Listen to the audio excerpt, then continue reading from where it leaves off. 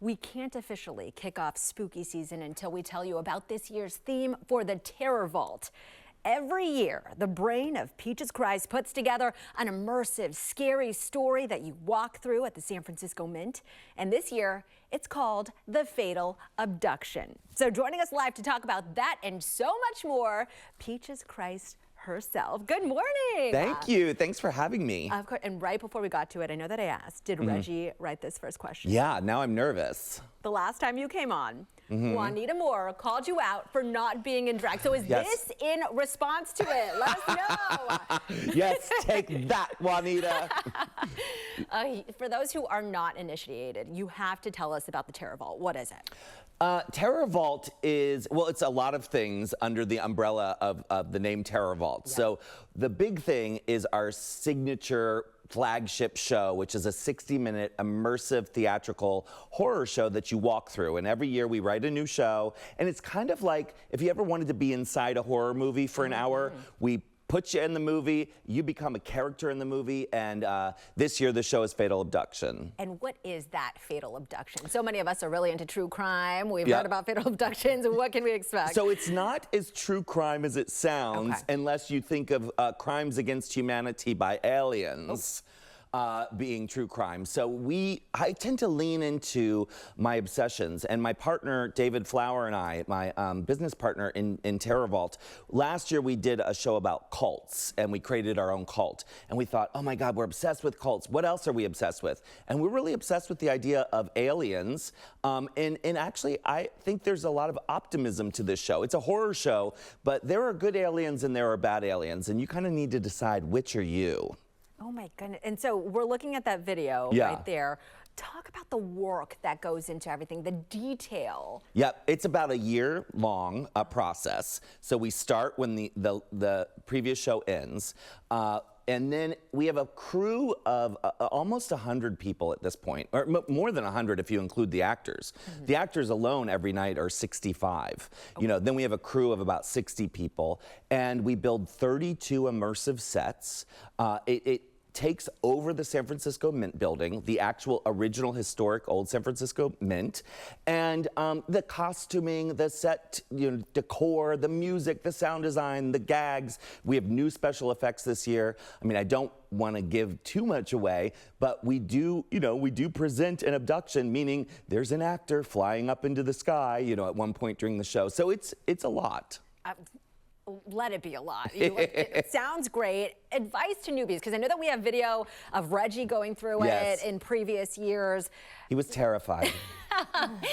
Is that just the expectation for newbies who maybe are going to experience this for the first time? I think it depends on what your psychology is going into it. Yeah. We've had people show up and go through and be very stoic and very into the art of it and the performance and the theater and the storyline.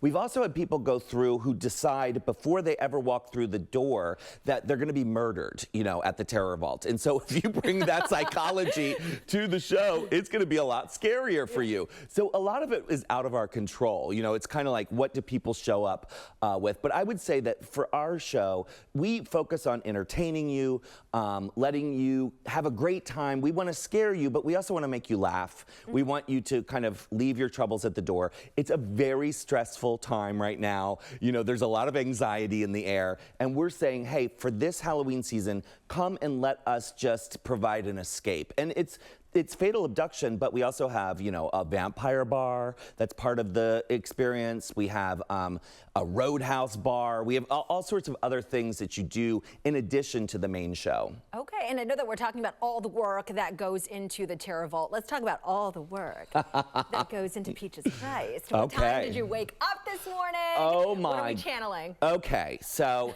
this is cruel. Can I just say? We just heard it's a record-breaking heat day. And look at me. San Francisco's breaking heat records. I was up at 4 a.m. But you know all about that. Yeah, so 4 a.m. But I was also at rehearsal last night at the Terror Vault till, 10 or 11. So you know. Okay, but once it starts to heat up, you're like taking it all off. Yeah. I'm going to be wilting today. And so I know Reggie absolutely wanted to be here today. He did send in a question that he wanted to ask. So in true Reggie fashion, let's run it. Okay. Hi Peaches, it's Reggie. Last year at the Terror Vault, you made me climb through a pretty long air duct thing in the ceiling. You kidnapped one of our friends, and then you ended it with us running around through like a apocalyptic graveyard. Is there anything that you won't do? Has there ever been a stunt where you said, no, that's too far.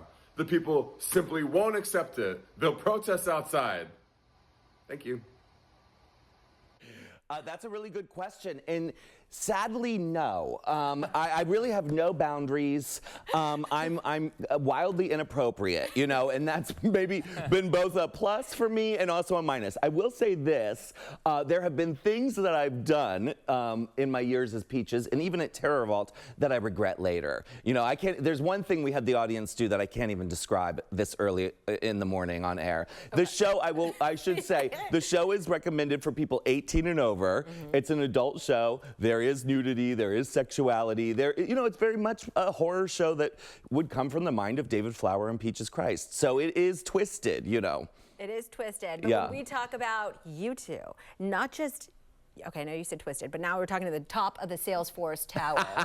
You. Yes. How did that come to be? How are you feeling to have your face out there? It was amazing. I mean, it was kind of, you know, as soon as the Salesforce Tower went up, I was so fascinated by the, you know, the screen at the top and the visuals. And to think that I got to be up there, my looming face lording over San Francisco, just looking around like a creepy monster, it was super fun. But it was also very celebratory. And I think it was a reflection, for me at least, of what it means to be a queer with a dream in San Francisco. And what I mean by that is, I moved here in 1996. I was a kid running away to rediscover myself and reinvent myself. And San Francisco, I think, gave me an opportunity to become this, for better or worse, and to be able to produce shows at the old San Francisco Mint Building, to annually host a show at the Davies Symphony Hall. When I started, I was just a punk rock, you know, queer kid with a wig and a dream. And,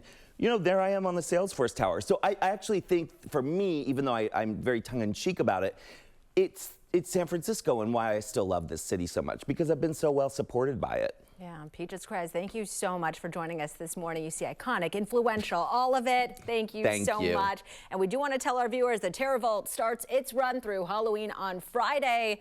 This sells out, so get your tickets soon at terrorvault.com. Thank you again. Thank you. All right, we'll be right back.